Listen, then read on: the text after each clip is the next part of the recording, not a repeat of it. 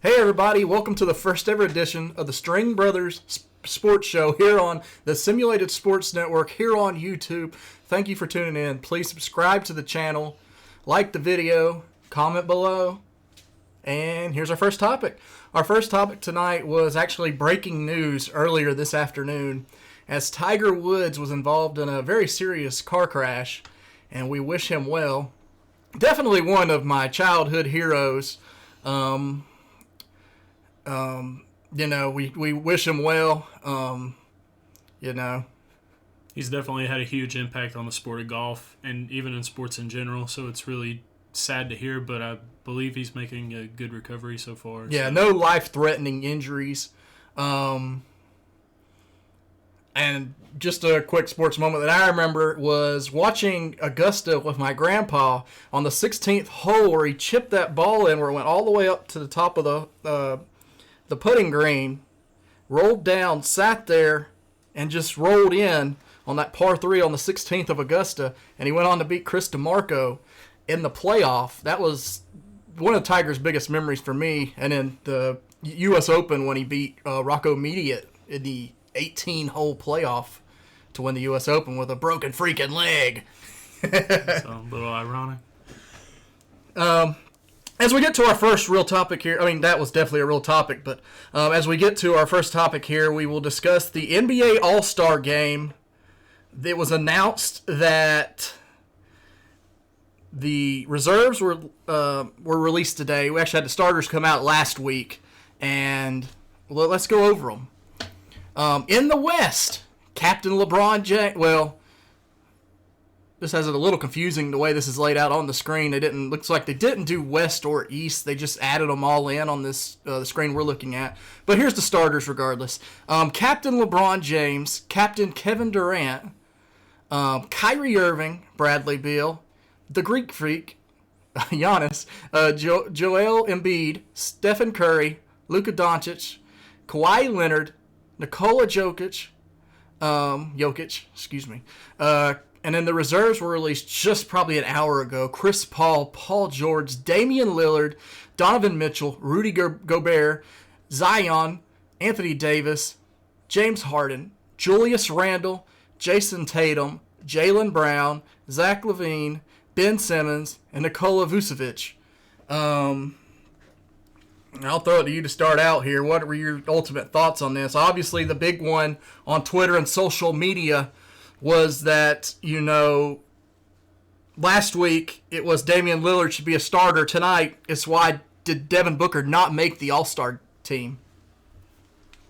I really don't have a solid reason on why Devin Booker didn't make the All-Star team. The one person that you could pick from the West that you could potentially kick out to make sense would be Chris Paul. So, I didn't actually look up the statistics on Chris Paul versus Devin Booker, so I can't really tell you, but I'm pretty sure statistically this year, Devin Booker is probably outperforming Chris Paul, and he is carrying his team because I feel like he takes on a lot more for his team than Chris Paul does for his team. So I think that should play some sort of role in whether he's a reserve or a starter for the All-Star game. And Devin Booker's stats this year, actually that is last year, excuse me. They were phenomenal last year as well. But he is averaging, let me get it here. I should have had it pulled up to begin with. Okay, it actually was this year. He is averaging .501 on field goal percentages. And averaging 24.7 points a game versus Chris Paul, who's averaging 18. In a way, it kind of, I guess, I don't know. If Chris Paul doesn't go to Phoenix, does Devin Booker make it? Because does Chris Paul make it in OKC? Or does it depend on how that team's record is? Or is it just part of the whole, popularity vote? Chris Paul's been in the league for so long. I would probably say it's more of a popularity thing with Chris Paul because he has been in the league so long. He's got a big following. Devin Booker's still working on having his repertoire. And, he is an outstanding player, but Chris Paul, CP3, what do you call Devin Booker other than Devin Booker? Definitely. So, I mean, now we get into, we'll go back. Well, actually, let's just show some other snubs real quick. Also, big shout out to Julius Randle. That guy has been very crucial to me in my fantasy basketball league. He definitely deserves an all-star nod. I think the Knicks, their future looks bright for the first time in a long time. As we go to the snubs here, Mike Conley, Sabonis, Trae Young, Fred, Big Van Vader Vliet, Devin Booker, Tobias Harris. Booker's obviously the big one here. That's the one you can make an argument for. I feel these other guys, you could do a flip-flop. There's an argument. Do you think Kyrie should be in since he sat out? But we know it's a popularity contest. They're not going to vote Fred, Big Van Vader Vliet over Kyrie Irving. well, actually, in the mock reserve lineups that I saw before the results were released at 7 o'clock, I actually saw that they had Fred VanVleet in for the East as a reserve, and they had Mike Conley in for the West as a reserve over Zion Williamson. So I think the Mike Conley snub was actually more because Zion's got such a big following. We talk about how Chris Paul has a bigger following than a young guy like Devin Booker, but Zion obviously has way more of a following than Mike Conley. Right, and there was that argument I saw on Twitter where you could have Devin Booker in the All-Star game over Zion. But I think the bigger argument's with CP3. If you take the popularity out, Devin Booker gets it over CP3. And Devin Booker gets in over Zion Williamson. I mean, Yeah, you probably. could make the case for Chris Paul being in over Zion Williamson, I believe. Yeah. But, I mean, I'm not the one that makes the ultimate decision, so. Right, and then was there anything controversial in the East? I mean, I don't think so. If you went off the last month alone, you put Terry Rozier in the All-Star game, but maybe next year. Definitely put Terry Rozier on your list of guys that are probably going to be in there soon, along with LaMelo Ball being a Charlotte Hornets homer. But, yeah, I mean, everything looks fine outside of those. It's just this Damian Lillard thing, man. That guy is, in my opinion, between him and Embiid, Lillard is probably the MVP of the Western Conference if they gave him the separate conferences. Embiid is probably the MVP of the Eastern Conference, but obviously there's just one MVP trophy. But there's people arguing for Lillard, and he's not the starter. Is this a popularity issue where Luka is just internationally known? Well, I have the statistics, so honestly, Lillard is a fantastic player. I'm not taking anything away from him. But if you do look at the statistics overall in a broad horizon, he actually has outperformed Damian Lillard so far this year because Damian Lillard averages 30 points per game, 4.5 field goal percentage, or 44.5 field goal percentage, 4.5 rebounds, and 7.9 assists. Then you go over and you look at Luka Doncic, and he averages 0.9 points less at 29.1 points per game. He averages 2 point percentage over Damian Lillard with a 47.5 field goal percentage, 8.6 rebounds per game, which is 4.1 more rebounds per game than Lillard, and 9.4 assists per game, which is about almost 2 more assists per game than Damian Lillard. So other than the points, Luka Doncic is actually outperforming him in every statistic. Now let's talk about this. This has nothing to do with the All-Star game.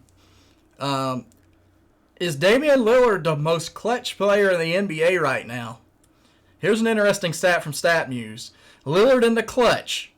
5-point games in the last 5 minutes this season. He's got the most points in the league. 82 points. 63.2 field goal percentage. He's first.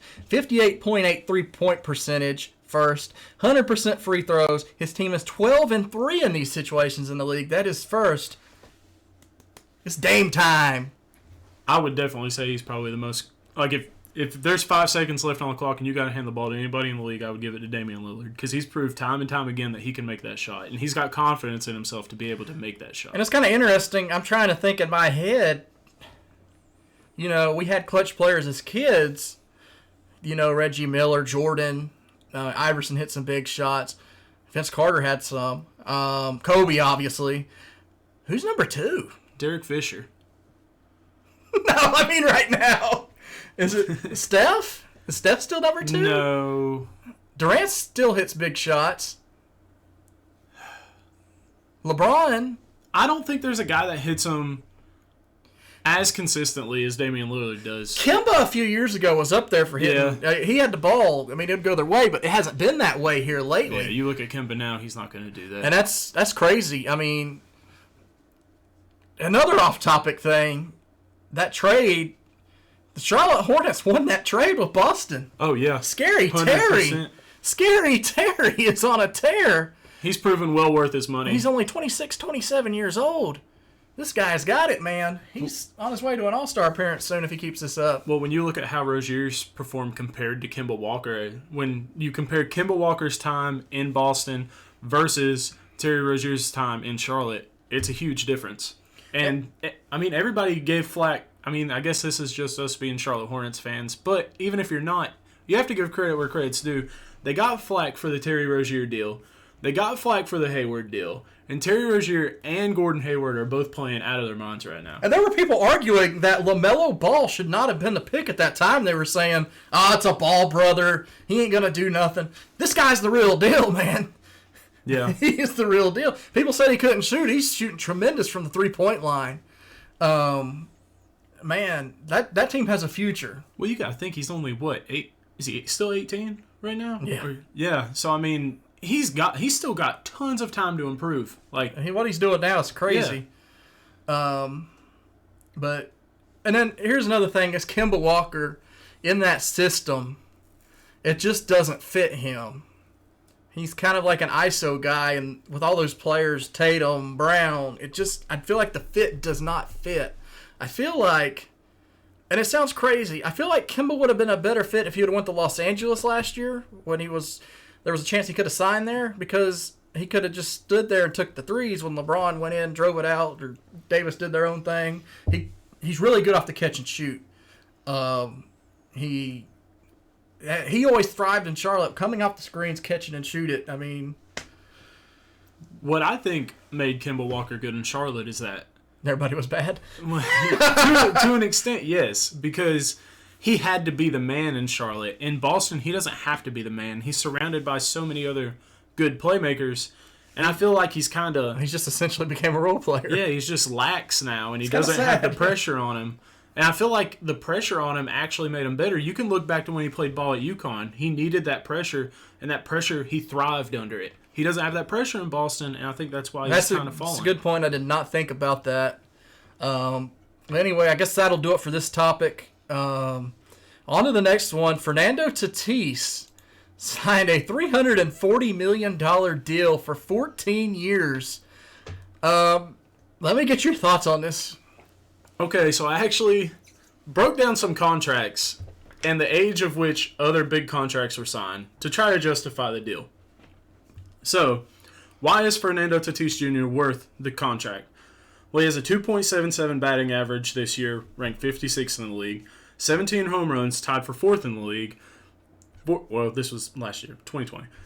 45 RBIs, which is ranked 8th in the league, and a .937 OPS, which is 18th in the league. And then you look at Mookie Betts and Mike Trout's big contracts. Those are the two contracts that are higher than what Tatis has. You look at Mookie Betts in 2020 had a .299 batting average, 16 home runs, 39 RBIs, and a .927 OPS, which Tatis did better than all of that except for batting average, which was a little lower. And then Trout, he was a .281 average. He had 17 home runs. He had 46 RBIs and a .993 OPS. So Mike Trout actually performed better than Tatis did in most areas. But that's no surprise. But when they signed their big contracts, Trout was 27 when he got his big contract. Mookie Betts was 28. Tatis is only 22. And you sign him to a 14-year deal, you're going to have him during his whole prime. Your only hope he don't get hurt. Yeah. Outside of that, I agree. I mean, you got to pay your guys. You can't afford to lose them. San Diego, you haven't been to the World Series in a long time. You got to do what you got to do.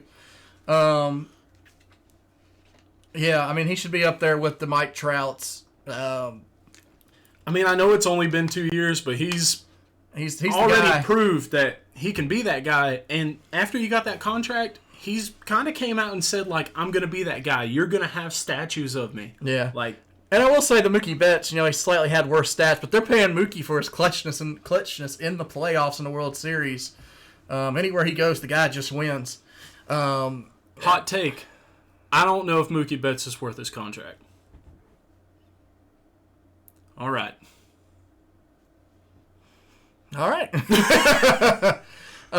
Here, and I wanted to speak on this. Is Mike Trout's one of my favorite players in the league, and when he signed that long contract with the Angels, I was devastated because they did nothing to surround this guy with help. They signed Anthony Rendon after he wins the World Series. Rendon's a good player, great player actually, but at the same time, Rendon was the same guy a few years ago that said baseball is boring. Like, obviously, like, he's playing, like, he may be having fun, I don't know, but that's just not what you want to put out to the media, is to say that it's boring. Well, yeah, because, like, how passionate are you about playing? Why are you even out there if you think it's boring? And why would you sign somebody that says that? That makes no sense. And, I'm a Detroit Tigers fan, so obviously I wish Trout would sign with us, but there's no way that would happen. But I wish he would go to a franchise that could win, like the New York Yankees. He grew up a Yankees fan. I'm not really a Yankees. I don't care for the Yankees, but, man, Trout would fit perfect there. I just wish he could go to a team where they built around him. And I feel the Angels have not did anything to build around Mike Trout. But I tell you what, this Padres team, they are building perfect. They are going to be a team. They're going to win a World Series sometime soon. Watch out. You think better than Tony Gwynn era? Hey, the Tony Gwynn era did produce 2 World Series teams. They just couldn't overcome the 84 Tigers and the New York Yankees in the 2000s. But do you think it's going to be better than Tony Gwynn era? I think, yeah, because they're going to win a World Series. You can take that to the bank. All right. It might be 5 years down the road. This show may not exist anymore, but it's going to be 5 years down the road somewhere. They're going to win a World Series. This is going to pay off as long as everybody stays healthy. Oh, yeah. That's a big thing. Disclaimer. On to the next topic was the AP Top 25 being released for college basketball. 2 big things happened over the weekend. Obviously, the game of the week, probably the game of the year so far this year, the Michigan Wolverines. The number 3 Michigan Wolverines won a huge game over their hated rival, the Ohio State Buckeyes, and it was a tremendous game. And the Michigan Wolverines stay at number 3. Ohio State stays at number 4 in the AP. The coaches, they dropped 1, but those 2 teams look strong. That Big Ten tournament, we'll have a preview in a few weeks, but that's going to be a huge tournament, man.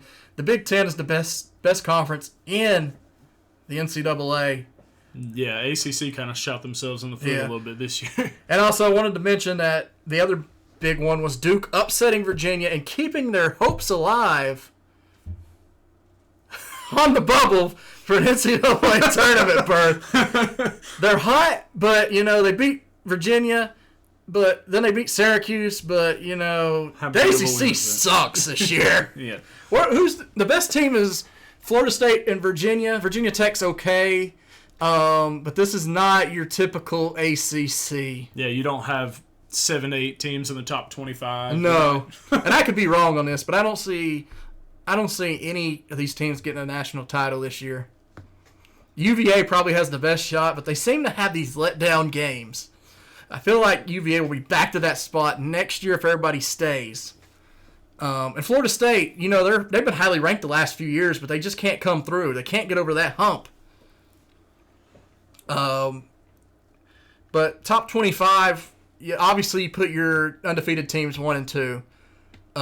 Michigan, I think, is the deserving number 3. They actually got a first place vote in the coaches' top 25. You got to think that's Ohio State coach voting for them after they lost that game, because they saw that they're probably the real number 1 once those other teams go down. As my hot take is, cutting down the nets in April will be the Michigan Wolverines. Okay. They look like the best team in the nation. They got one blemish. Michigan will be cutting down the nets. You could take that to the bank. Just like when I said Tyler Hansbrough in his senior year, the North Carolina Tar Heels were going to win.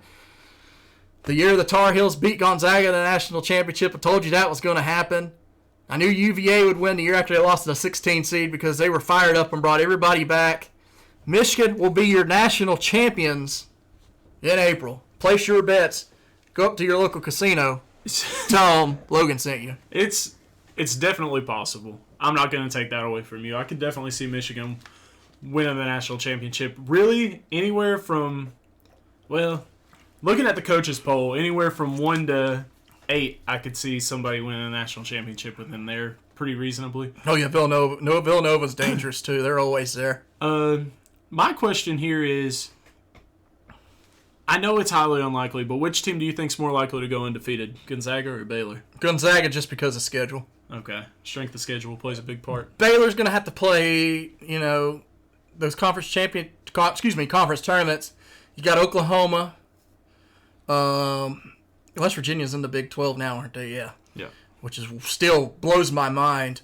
Texas Tech, Kansas. It's going to be tough. Gonzaga, there's always some tough teams in that conference, but Gonzaga's got the better shot. I think Gonzaga's going to let down in March, though. They're going to end up playing some team that gets like the 8 seed that sneaks in somehow, like Duke, if they win the next few or something. So you think they're going to lose that dreaded 8-9 matchup? They're either going to lose that or the Sweet 16. Okay, another question. The two teams that are surprisingly up here, Creighton and Loyola Chicago, which one goes further in the tournament, do you think? Creighton. I think would Creighton agree. does. Loyola Chicago has that look of a team that's going to do it, but loses early. I would have really liked to see how well Dayton did last year. That was the disappointing one. That was a bummer right there. I feel like they could have made a run at the national title, and that did not happen. Thanks, COVID. On to our next topic. UFC Fight Night on Saturday night. I'll let our UFC expert Kyle take over, as I'm just a casual, so I don't know who half these guys are, but I did know the main event. Kyle, take it. All right. So, in the first match of the prelims, we had Spivak versus Jared Vendera. And really, this fight wasn't even very close at all. Vendera came out swinging, hurt Spivak a little bit, but Spivak just kept taking him down, ground and pounded him, finished him in the second round. Almain Zahabi, he finished Draco Rodriguez later into the first round with a vicious right hand. Knocked him clean out. Casey O'Neill and Shayna Dobson. Casey O'Neill did exactly what I thought she would do, which is she would not stand and bang with Shayna Dobson. She would take her down and use her jiu-jitsu. And actually, rather than using her jiu-jitsu, she just ground and pounded her, finished her late in the second round. There was tons of finishes on this card. It was actually a card that I was super underwhelmed about, but really lived up to expectations as far as finishes. My man Eddie Wineland, he got KO'd right at the end of the first round by a vicious right hand. I honestly feel as though Eddie Wineland should probably retire, but that's not my place to say. A surprise right here was Denny Chavez being beat by Jared Gordon pretty handedly. It wasn't very close. Chavez held his own in the first round on the feet, and then after that, Jared Gordon really took it away with his wrestling. We got into the main card. Tom Aspinall actually had a little trouble on his feet against Andrei Arlovsky in the first round, but the second round, Aspinall said, I'm throwing the feet out of the window. We're going for a shot. He got an early shot. He just dove onto Arlovsky, got a rear naked choke. Andre, a legend. Should he give it up? He should. I know him from when I used to watch hardcore. Now I'm just a casual, but I think the game's outgrew him. I think it's about time. He's, I believe, 43. He's still a strong gatekeeper. He can beat up-and-comers, but I just don't like seeing the man get hit. I don't like seeing him get hurt. I feel like once you're past 40, you should probably consider retirement. Phil Hawes and Nasruddin Imavov, that was actually a pretty entertaining fight. Phil Hawes was dominating the first 2 rounds. The third round, he got gassed and started getting lit up on the feet by Imavov. He was pretty much wobbling trying to just hold on to Imavov. And, I mean, it was an entertaining fight. I really enjoyed it. Chris Dawkins survived the early takedown attempt from Alexei Oleinik. Oleinik tried to get him into a standing Kimura. Didn't work out for Oleinik. Oleinik's another guy that I feel as though should probably think about retirement. Look at his record, 59 and 15. He's been around a while. Yeah. Chris Dawkins lit him up after he prevented the takedown and the submission attempts. So like 5 fights a year. And then Derek Minner was a big upset candidate right there. He beat Charles Rosa in dominating fashion, wrestled him. He got out of some really sneaky submission attempts. So Derek Minner's a guy to watch out for at featherweight. Yana Kunitskaya ended up defeating Caitlin Vieira in what some people could consider... Some people could consider that Vieira won the fight, I believe. But honestly, I think Kunitskaya won the fight because at the end of the third round, Vieira was on top of her. She flipped positions. She hit her with a big elbow, cut her wide open. It was just, I do think Kunitskaya deserved the decision. And then Derek Lewis, God, don't ever underestimate that man. Yeah, even as a casual, I figured Curtis Blades would win this. And it looked like, from what I saw, Blades looked like he dominated early, and then Lewis just rose up like the Undertaker and just knocked out Blades. Lewis was waiting for that takedown. If you watch the fight, early in the fight, Blades went for a takedown, and Lewis rocked him. And then Blades started kicking him in the leg and everything, and it seemed to start going in Blades' favor as though Lewis couldn't keep up with him. But Curtis Blades said all week, he was like, I'm just going to wrestle him. And he went in for that shot, and I thought he was around the hips. Next thing I know, he falls over. He's not moving. He's stunned. He's done. So what my biggest takeaway from these weekend's fights is that there are some scary up-and-comers in the heavyweight division that really got to showcase what they can do against some proven veterans. Tom Aspinall and Chris Dawkins got victories over Arlovsky and Oleinik. And then Derek Lewis obviously proved that he should not be taken lightly, and he can knock out anybody. Doesn't matter if it's a stylistically bad matchup for him, because honestly, that was the worst matchup you could get for Derek Lewis, and he knocked Curtis Blades out cold. Is Derek Lewis on the verge of another title shot, or has he got another fight or two to get there? Derek Lewis actually wants Alistair Overeem right now, which in theory makes 0 sense. But Derek Lewis is a big selling guy. They might give him what he wants. I don't think they will. I feel like the only 2 fights you can make for Derek Lewis right now are he waits for... So pretty much what they're saying is, after Miocic and Ngannou fight on the 27th, is Jones is going to get the next title shot. Automatically. But, in theory, you could technically have Lewis fight Jones. Right. He called for the fight, possibly after this fight. So you could have that happen if Ngannou or Miocic gets hurt after winning the title and they have to sit out for a while. Or you could have Jones fight Miocic or Ngannou, whoever wins, and then have Lewis just sit out and then fight the winner of Jones versus the winner of... Is Jones actually coming back? Jones is going to fight the winner of Ngannou and Miocic. If he doesn't fail a drug test? He hasn't failed a drug test in a while. Those pictograms are looking pretty good right now. I guess that's it. Good way to break that down. And our next topic is thoughts on the fan-controlled football league. Before we get that, I want to add a topic in that I forgot to put in.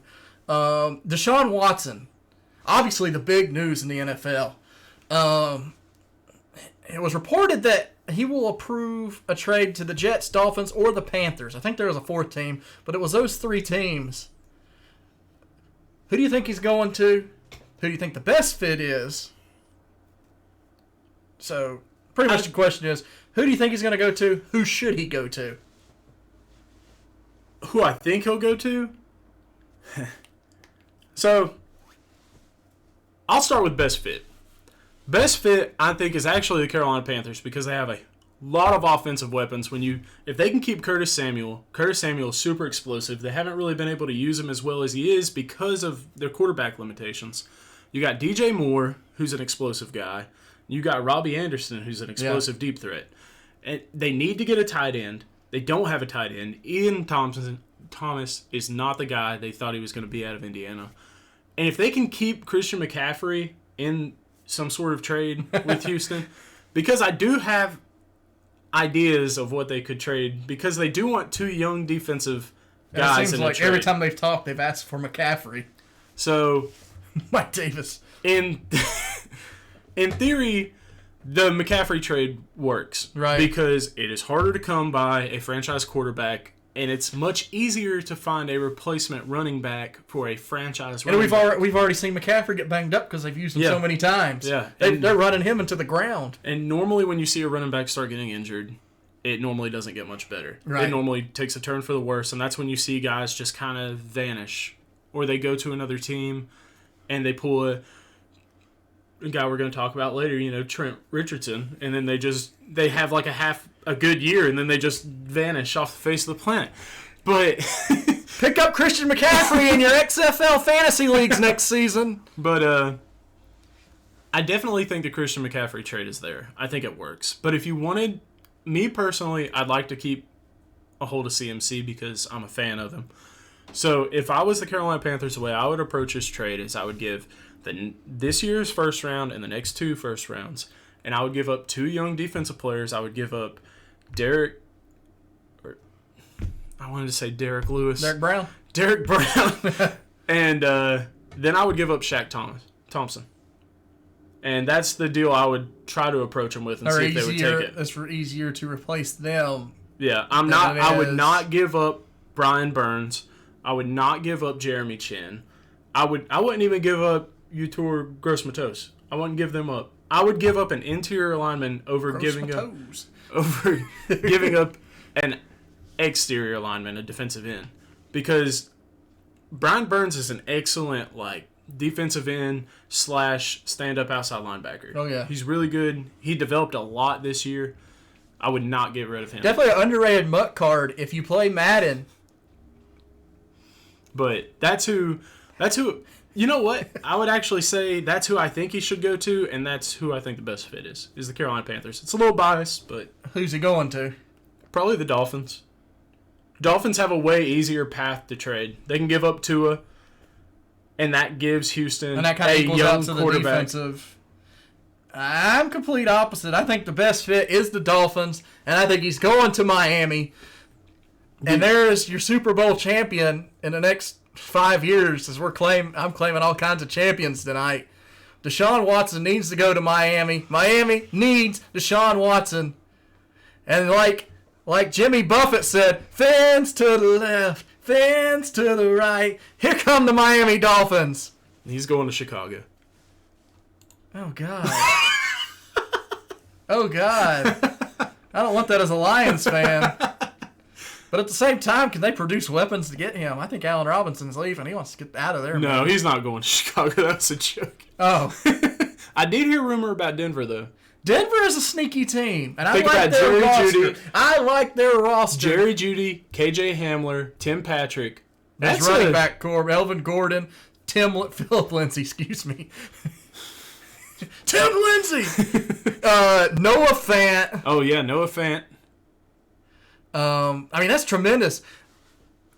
I still think Drew Lock has tremendous upside. I think he does have tremendous upside. He's more of a backup.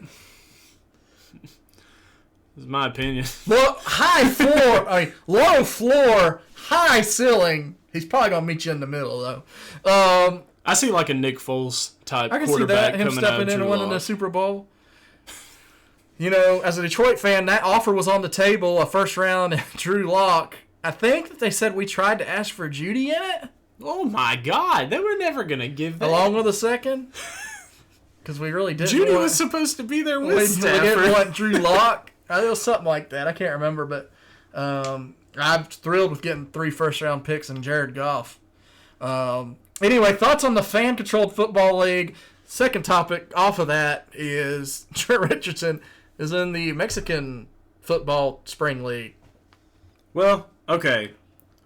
So just for anybody that doesn't understand anything about the fan-controlled football league, such as myself, until the other night, the fan-controlled football league is actually pretty interesting. Very interesting concept. It works because it can take that very needed lacking place for football fans in the spring that everybody is so desperately longing for. They currently have Johnny Manziel, who's playing QB for the Zappers, which is a big name for the league because, let's be honest, people love Johnny football. It's a 7-on-7 format, has no O-line or D-line, and fans can select the plays of the teams that they are on. You have to download the app, pick a team. I'm currently on Marshawn Lynch's team. And you can select between 4 plays while watching on Twitch. The plays are all supposed to be big, exciting plays, nothing boring, and pretty much what will happen is everybody that's on the team, so for instance, everybody that's on Beast's team, which is Marshawn Lynch's team, obviously, they pick 4 plays. Everybody goes on there, they pick whichever play they want. Whichever has the highest percentage picked is the play that goes into the QB's headset, and they play. So, I mean, it's actually super interesting because it is like fantasy football, but in reality. I think we need to do it in the NFL. No. No. And then we won't have to argue about firing coordinators. There won't be any coordinators. It'd just be like Madden. But I do think I think it could work. I don't know if it will. I think it's very interesting. It's going to die once the XFL returns next year because XFL was very successful last year. Yeah, they got The Rock, too. And COVID killed it. It had the highest ratings of spring football ever. They'll be back. I mean, they had successful stories go to the NFL. P.J. White, Kyrie Lee, the dude for the Chargers, escapes my mind, the tight end. I know his name. I just can't think of it. But they had several successful stories come out of the XFL this year. And without the XFL, we may have never heard of these guys. And I think that's needed, is spring football. And I will say, I was at the first ever XFL game last year, DC Defenders. That was one of the best atmospheres I've ever been to for a football game, better than some NFL ones. And they had the beer snake going in the crowd where they just kept stacking cups and cups and cups, and it looked like a giant beer snake. I'm ready for the XFL next year. If you're watching, Nick, are you ready? How do you feel about Trent Richardson going to a Mexican football league? He's just trying to find a job, man. He couldn't make it in the XFL. Yeah. He didn't even get a job in the XFL. But remember, with the Alliance American Football, whatever it was called, he averaged like a yard a carry, but kept scoring. He got 12 touchdowns. He led the league in touchdowns. But only can run for a yard. He's coming back. The Detroit Lions are going to sign him. Oh, God. Might do better than Peterson did. He's playing for the Chihuahuas. Hope he does better than Peterson did in the second half of the season. God. Patricia loved running him into the ground, man. Would you say that Trent Richardson is the biggest running back bust of all time? Taken number 3 overall by the Cleveland Browns after winning 2 national championships with Alabama. Is he the biggest running back bust of all time? Is he the Jamarcus Russell of running backs? Or is he the Ryan Leaf of running backs? Probably just because for the fact that they gave up a load of draft picks for him as well. I mean, there's probably somebody I'm missing, but when you think about all those picks they gave up, he's probably the biggest running back bust I can think of. All right, there we go. And as we head on to our next topic, WWE Elimination Chamber results from Sunday evening. As we're all, excuse me, I jumped ahead. I actually jumped ahead 2 topics. The Daytona Road Course, NASCAR Sunday. Christopher Bell with his first career win. Definitely a up-and-coming superstar in NASCAR. Did not expect him to win that early. But he was fortunate with some good breaks in this race, you would say. Chase Elliott definitely had the car of the day leading over half the race with about, 20 laps or so. A rain delay came out, and very controversial because it was only raining like in a little portion there. But due to the rules, they had to blow it. I mean, they had to whistle. They had to throw the red flag, and actually it was caution, and they sent everybody in with the option for rain tires. Obviously, nobody took the rain tires because the rain was over by the time they got to the pits, and Christopher Bell and a bunch of the other guys decided not to pit, and it shook up everything. Yeah, I had Chase Elliott in DraftKings, so it was a little unfortunate there for me. Yeah. But Christopher Bell, congratulations, big win. He caught Logano. Logano got up to like 2 or 3 second lead, but his brakes got hot, and Christopher Bell caught up and passed him, and Christopher Bell with a big win. The first time I can remember that they start the season with 2 unlikely winners like that. Yeah. How about McDowell? I got to go all the way back to Michael Waltrip won in Daytona when Dell died, and the week after, Steve Park won the race. That's the first time I can remember where it was kind of unlikely that you had some weird winners. Well, when I was actually looking at the top 10 right now in the standings, what was interesting to me is, I mean, it's super early. You know, the standings aren't clear at all right now. Super cloudy. But Michael McDowell's at number 2. Christopher Bell's at number 3. Ryan Preece is at number 8. And then you've got A.J. Allmendinger at number 10. What's going on? Is it just unfortunate scenarios, or are these guys actually performing well? Well, here's the thing with Allmendinger is he does not get in because he's not a full-time driver. Yeah, part-time driver. Yeah, so he will not be in. Actually, I didn't watch the race, but when I saw that he came in 7th place, I was like, I haven't heard Allmendinger's name in a while. So it was actually kind of exciting for me to see Allmendinger. They brought him in because it was a road course. Michael McDowell, continuing his successful run, he started the race looking like he was going to crash out, but had a strong finish.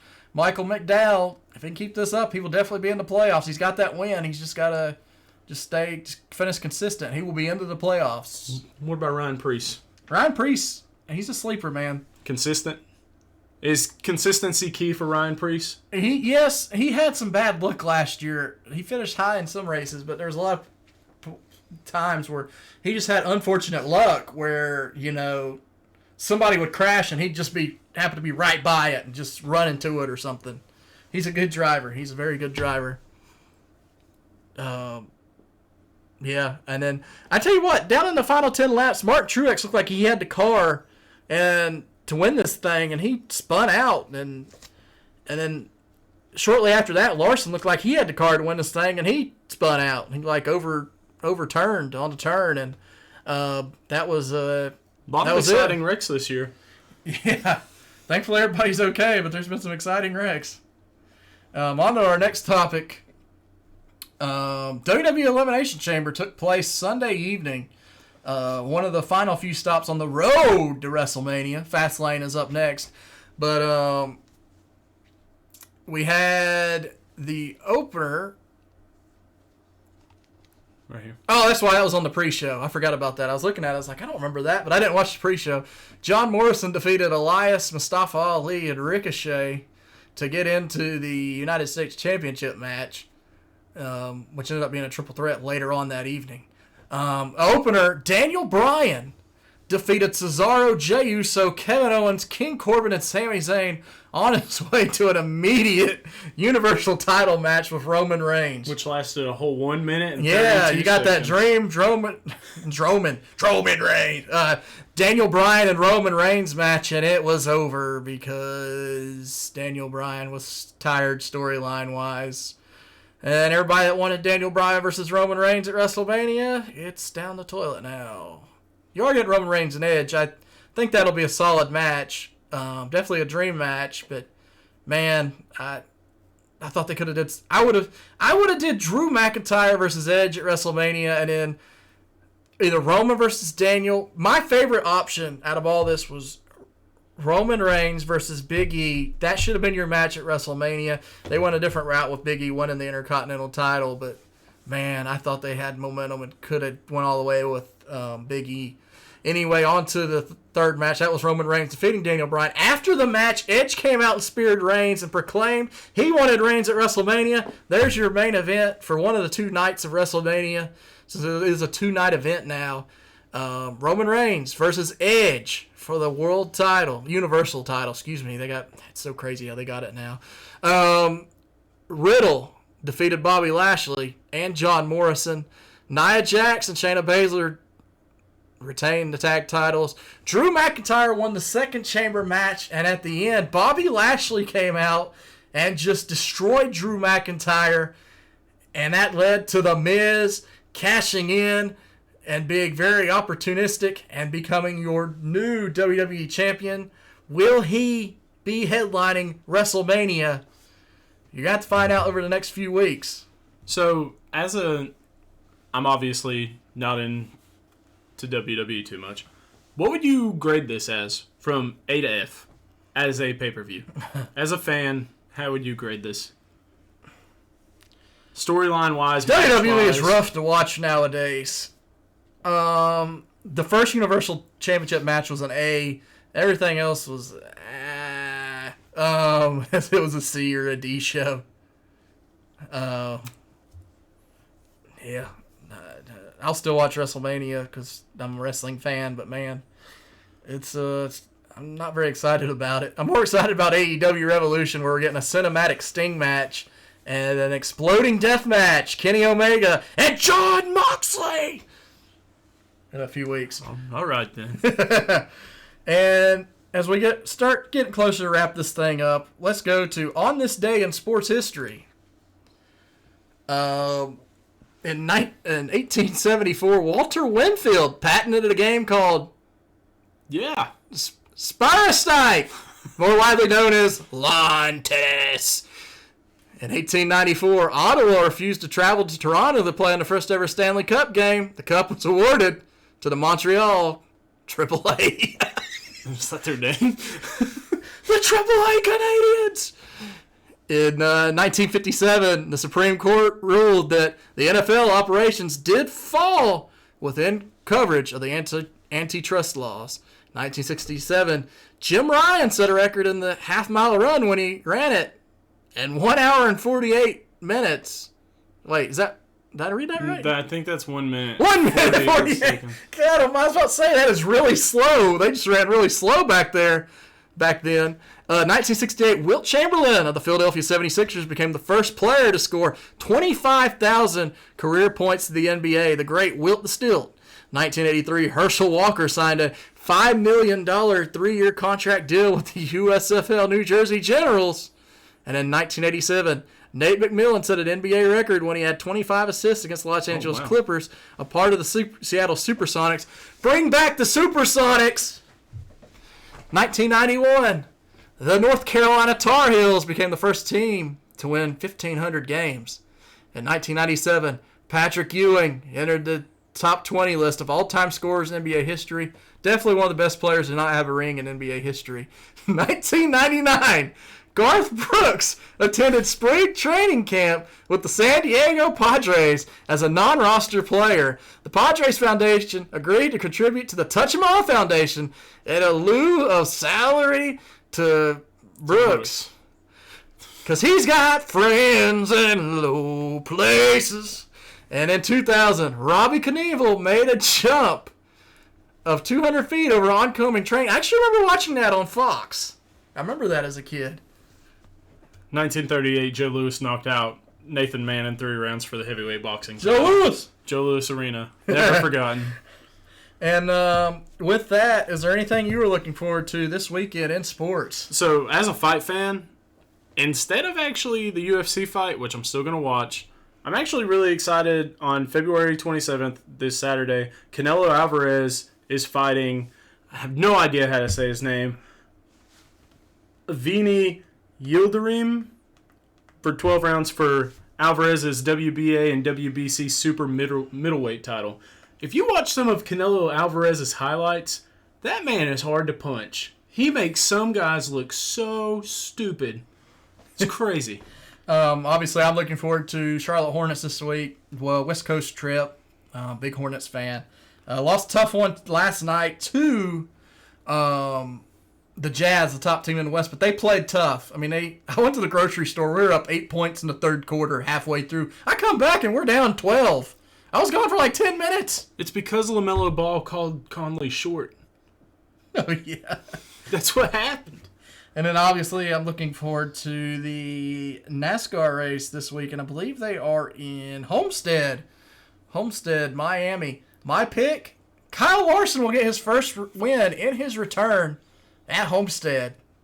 I'm not telling you to take that to the bank because NASCAR's so up in the air, anybody can blow a tire or something. So don't take that to the bank. My pick is Kyle Larson, though. Take Canelo Alvarez to the bank. And as we finish this show off, I got this idea from the We Watch Wrestling podcast. They always do at the end of their show, they say, who's your favorite wrestler? And it's just some random person from history or anything. Could be your favorite athlete you've seen over the last week. Who's your favorite athlete this week that you thought of? Well, so I had one. And I'm going to flip it up. Just because when we talked about the Carolina Panthers and stuff, what I miss is when, we had a solid left tackle, which was cool, before we had to go through this shuffle of Russell Okung and Michael Orr. Big Jordan? Big Jordan Gross.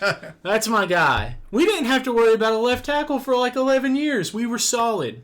We made sure Jake Dillon wasn't going to get hit. He was just going to throw picks. It was fine. My pick, it might be obscure, but I was reading a tremendous article the other day on Steve Francis. One of my favorite athletes as a child with the Maryland Terrapins, very exciting player. Was reading about how he was a drug dealer as a teenager and actually dropped out of high school and started selling drugs. And one of the junior coaches came up and said, hey, man, we can get you on, or one of his former AAU coaches said, hey, we can get you on a junior college team. And he went down to Texas for a junior college team, and he did tremendous and transferred to Maryland, and he did well. He's one of the, it's kind of sad when you think about it, because he played well with Houston, but then when he got traded to Miami, it felt like it went all downhill. It just wasn't the same after that. But, Steve Francis is my favorite athlete this week. He should have texted Ryan and got his, but he will be on next week's show. I guess that'll do it. Anything else you want to add? No, I think I'm good. And we will see you next week, next Tuesday evening, for the String Brothers Sports Show here on the Simulated Sports Network. Be sure to subscribe, like the video, comment. We'll see you next week. Take it easy.